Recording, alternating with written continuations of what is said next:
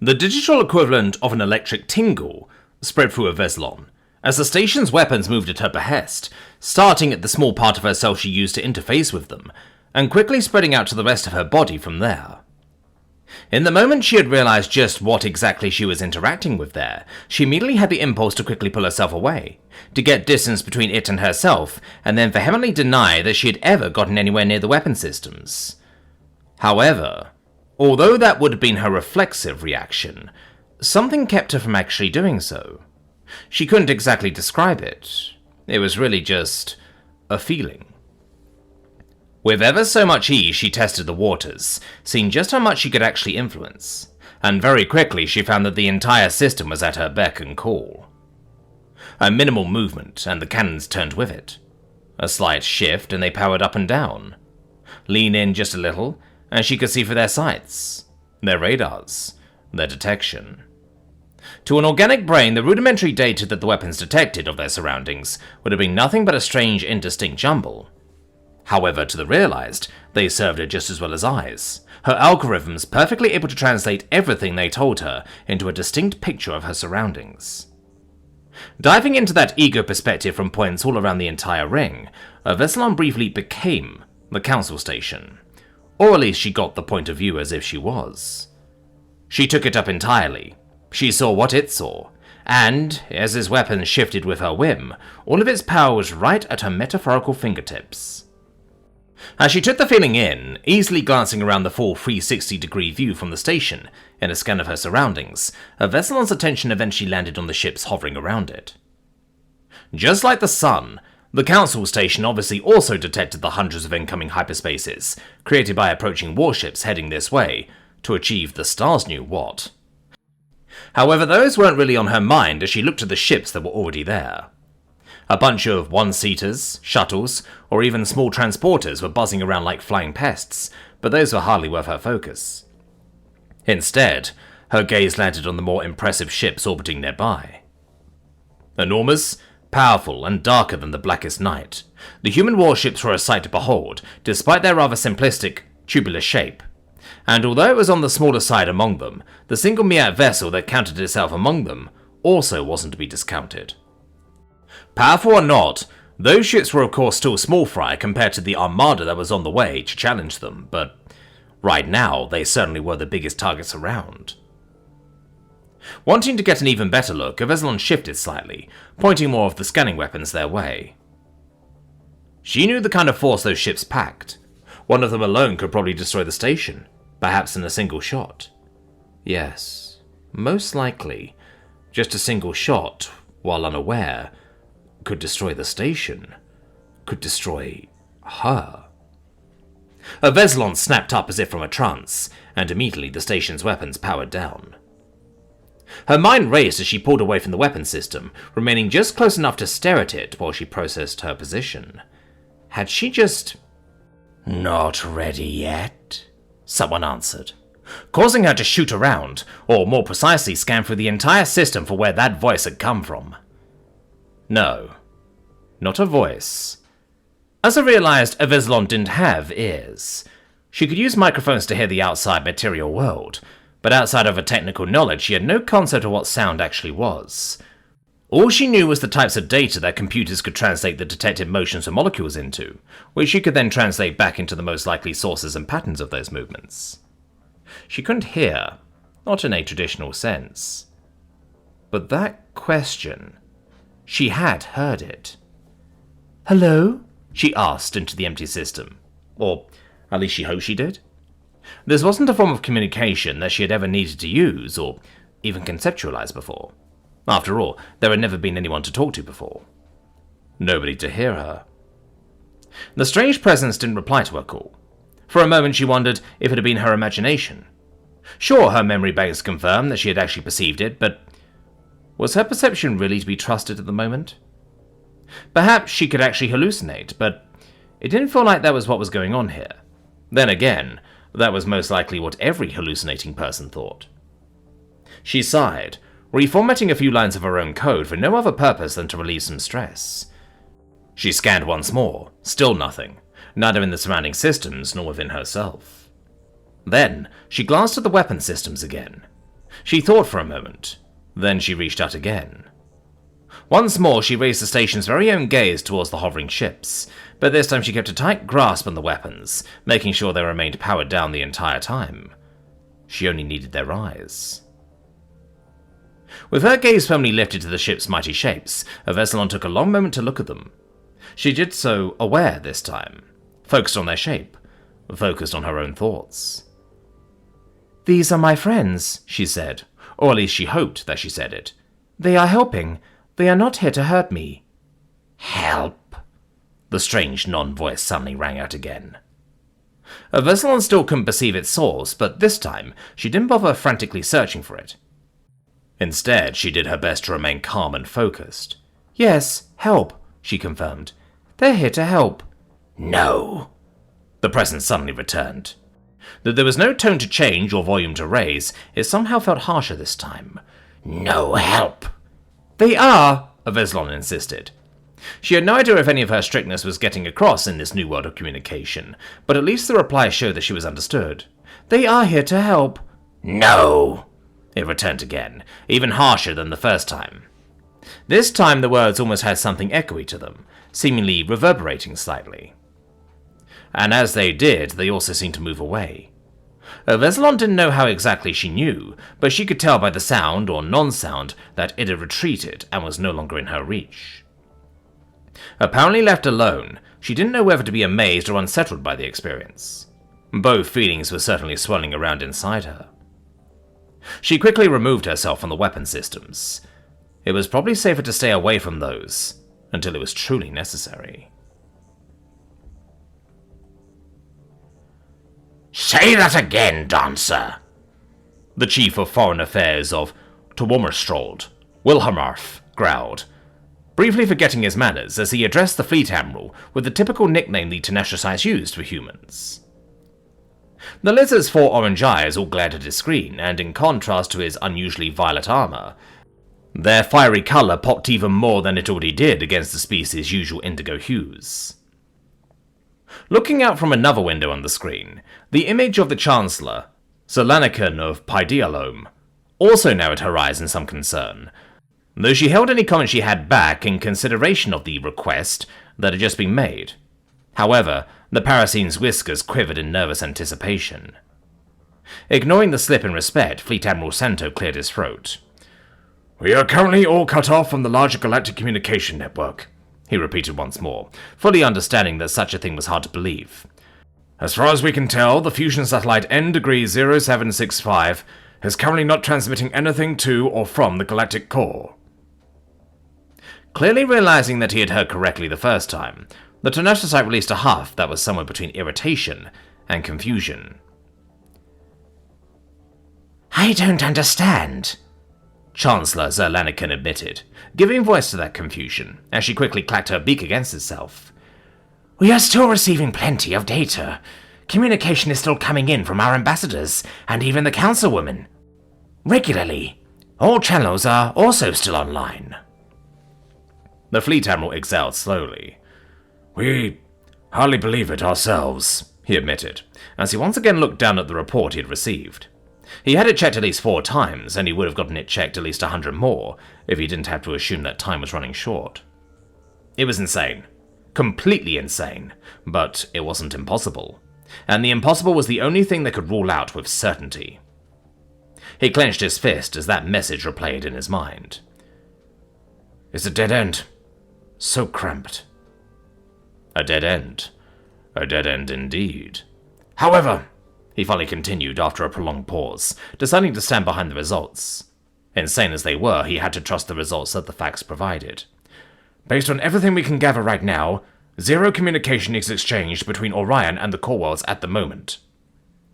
He swallowed, as he prepared to speak what seemed ludicrous into reality.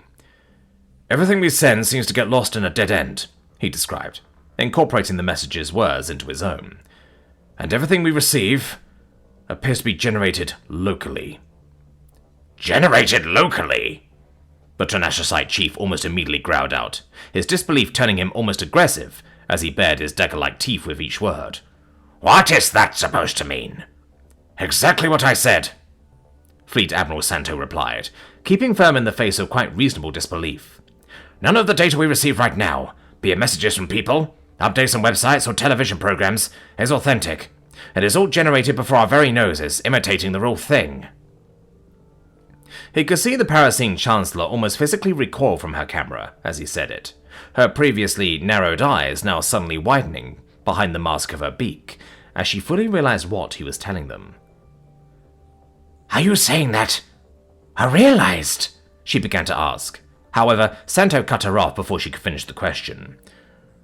We don't think it is aware, at least not that aware, he quickly explained with one hand, to quell at least the worst of her worries. At the very least, it doesn't exhibit any typical behaviors of any known realized. The program appears to be incredibly sophisticated, but it seems to be purpose-built. With the Chancellor's question in mind, it now also seemed to fully click to the aggravated chief what exactly was implied. You are saying that all we receive from the galaxy at this moment is a simulation? He bellowed, his voice carried by barely any voice, mostly drowning in the vibrations of his chest.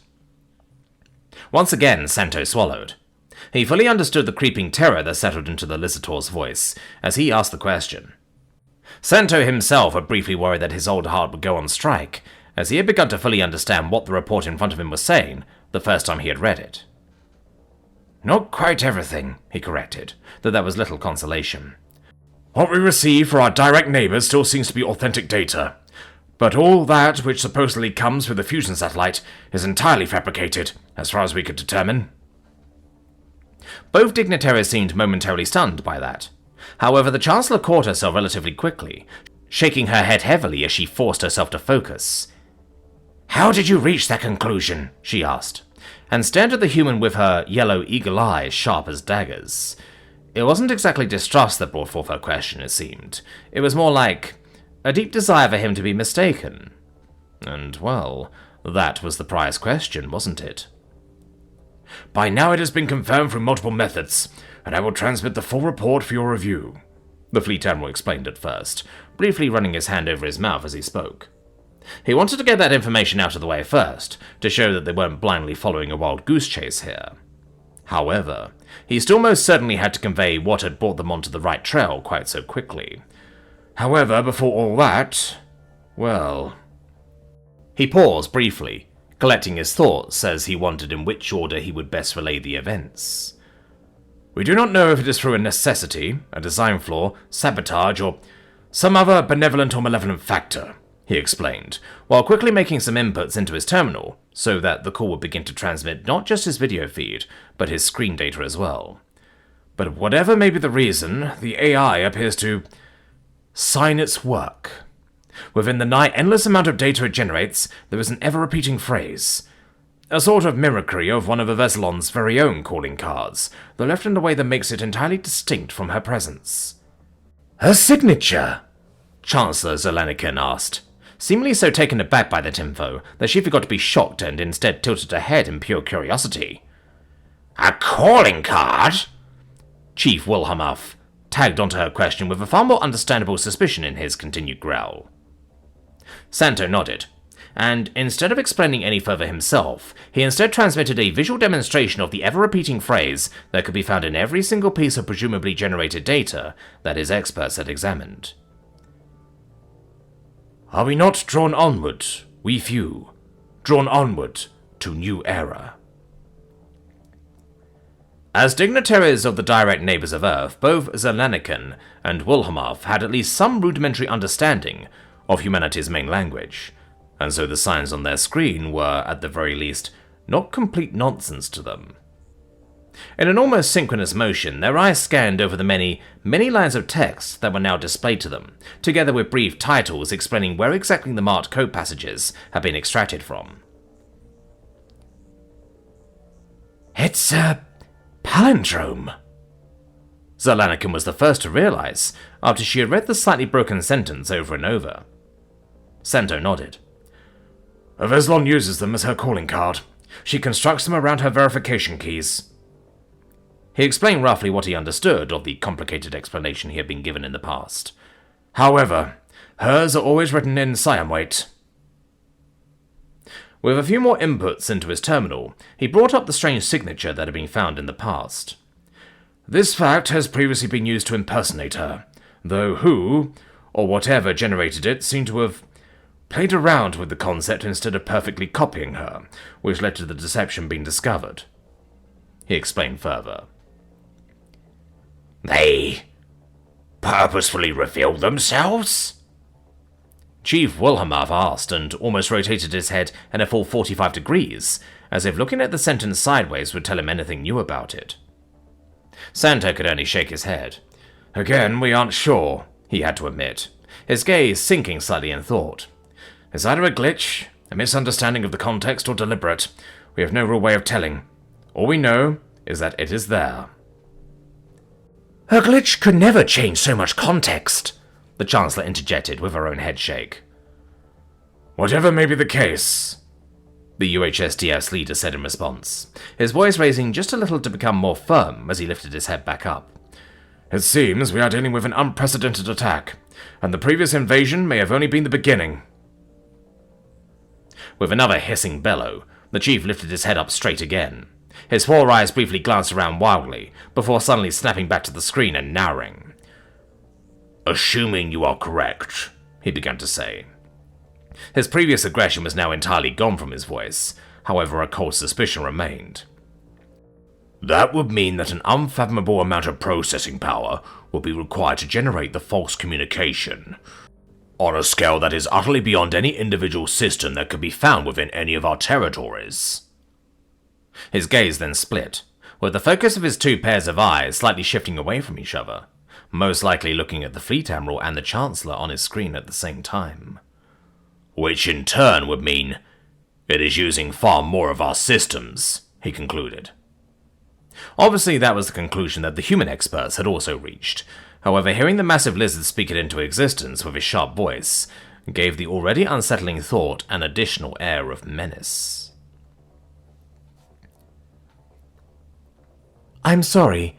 With such little time, I didn't manage to get it entirely clean, Curie apologized, as they pulled their foremost legs away from James's arm, the dexterous tubes they used for fine motor skills retreating back into their metal hull.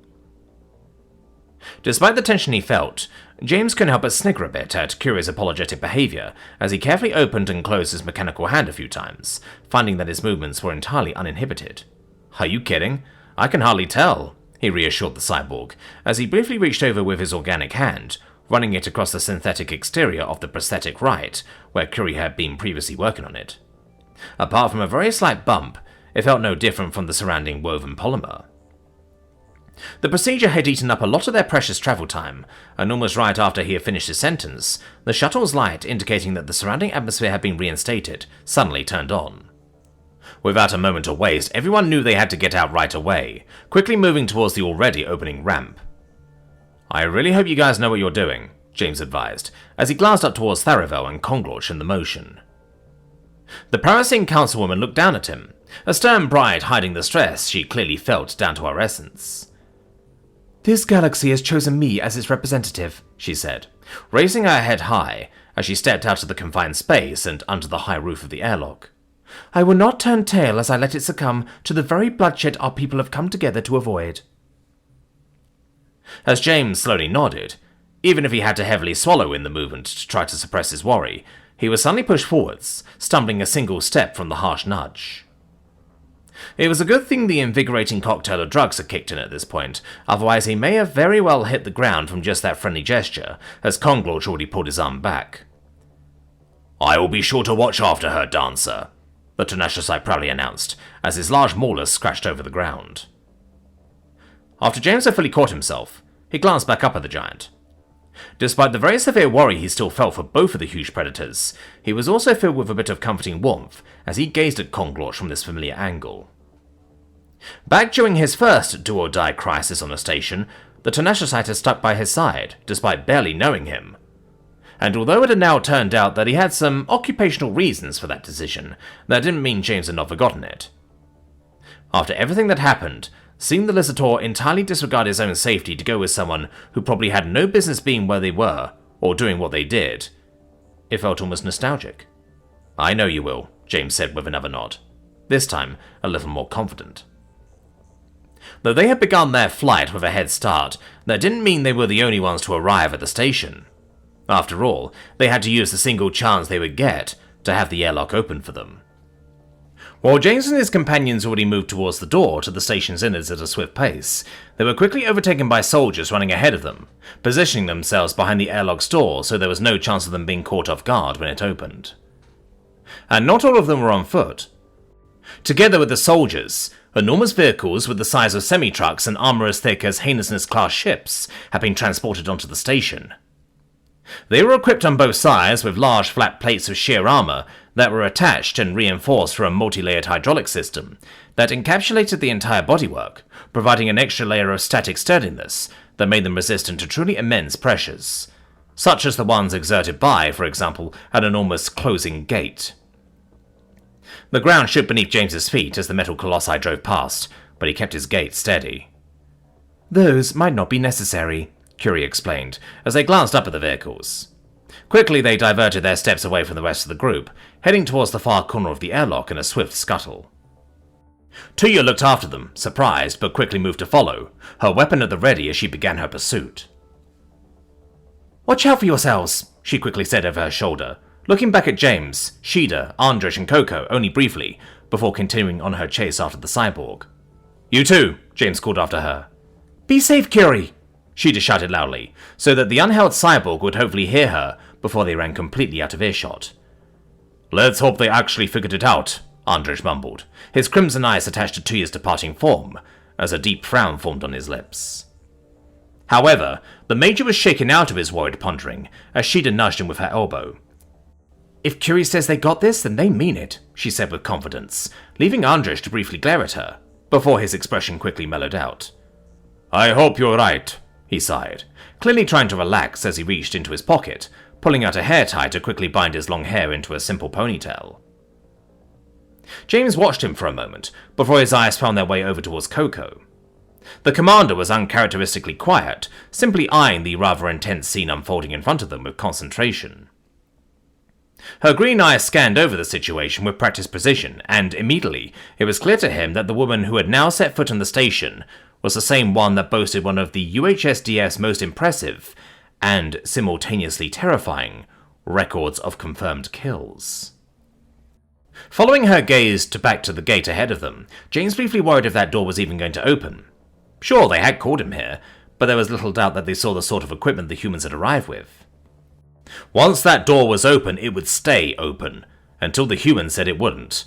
And if whoever was in control didn't want that, they wouldn't be letting James in. However, although that worry was at the forefront of James's mind, he apparently needn't have wasted the energy. The airlock didn't even wait for him to fully reach the gate or request entry by any means. Once only about a quarter of the distance between him and the door was left, it began to open on its own, without further fanfare. Of course, the armored vehicles immediately moved into place, propping themselves up right on the gate's threshold using tough brakes and thick, extendable supports. In the meantime, the soldiers also moved in, forming protective ranks around the vehicles so that they wouldn't be messed with from the outside. Standing on the other side of the gate in their own secure perimeter, the station's currently less than useless security gawked at the scene, their surprise and obvious bafflement so natural that it was entirely clear that they had not been warned about what would be coming from the airlock in any way. Just pawns, James thought to himself, as he scanned over the mostly core world of forces' shocked expressions. He wondered exactly how much they knew, exactly how much they were complicit in. They weren't entirely oblivious, that much was clear. But just as clearly, they weren't important enough to be kept fully in the loop. Most likely, they knew just enough to be useful. James paid no mind to the spectacle around him as he confidently stepped out of the airlock, walking directly towards the shocked guards. "I am here for my questioning," he announced, while his own 3 guards and companions formed up around him. Tharavel and Conglorsh remained in the background for the time being, clearly looking to let James get to his departure before they would find their own way out onto the station proper. If the security at other docks was preventing carnivorous council members from leaving the station, surely they wouldn't mind them entering the station here instead.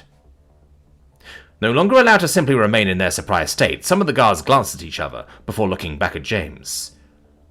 Right, Their presumed leader, a large chorus dilch with a blocky head and a surprisingly massive shell, replied, as his long neck swung down to James. "You'll be picked up in a moment." The tortoise then proceeded to glance at the soldiers accompanying James, as well as Sheeda. Judging by the way his scaly face was wrinkling, it was obvious that he had his doubts about letting that kind of company go along with someone who, in his mind, was basically being arrested. Still, it was also apparently not his call to make, so he simply stood in place, watching James, his company, and the mounting human presence blocking the gate. It almost seemed like he was pouting. "No orders to stop them, huh?" James thought to himself, with a bit of spite, as he waited. He too glanced back towards the gate. Currently it remained open of its own volition, causing the blocking vehicles to not be quite so necessary yet. He wondered if that was by design, or if Curie was already working their magic here. Either way, he could only hope that Ajifionora and Morgoth would be able to make their way here before their time would run out. After all, keeping the door open would be of no use if there was no ship to return to anymore. Sadly, he wouldn't be able to wait around and make sure of that. With a surprising quietness for its size, an enormous taxi that in all honesty dwarfed the reinforced vehicles the humans had brought with them, at least in pure size alone, pulled up right in front of the fence that the local security used to section off the airlock from the rest of the station. With slightly begrudging movements, the security quickly got to work moving the fence parts out of the way so James could walk through it and enter his ride. Judging by the silhouette of the driver, he could see through the vehicle's tinted windows it seemed to be a Xanhothai behind the wheel. Though, apart from that, he didn't really catch any wind of who would be the one responsible to get him to his destination today. Not that it mattered all that much. James stopped briefly, allowing Andres to take the lead, as his at least nominal protection, though he didn't hesitate to climb into the vehicle right after the Major. Sheeda followed right behind him, with Coco forming the anchor. Despite the passenger cabin holding far more than enough space for all four of the roughly human-sized passengers to fully spread themselves out, they all sat close down to each other on one of the long benches that formed the possible seat opportunities of the vehicle. The interior was nothing fancy. The walls were cold and grey, the large windows were tinted, and the bench-like seats were covered in a thick, brownish fabric. The high tinted windows didn't allow for much of a view of the outside of the vehicle as they began their drive. However, after the first minute or so of quiet process, they certainly began to hear the world around them. Yells, screams, chants, stomps, and clatters. The riots were still going on. James breathed deeply, consciously avoiding it, to clench his hands into fists. He wouldn't be able to stop those lunatics single-handedly. He had to focus on the things he could do. Quietly, he apologized to all those out there who could desperately use his help right now. Apologized for not being able to be there. He felt the guilt, but he could not dwell on it now. Instead, he concentrated, kept himself calm, used the rest of the ride to steel himself for whatever he might have to do in the near future. The only thing he did occasionally shift his focus to was his phone. With the size of the station, the time limit set by the arriving armada would be long over before this ride would be able to reach any destination. Stuck in this metal can, he had little choice but to wait, listen, and hope that everyone would get to where they needed to go before it was too late.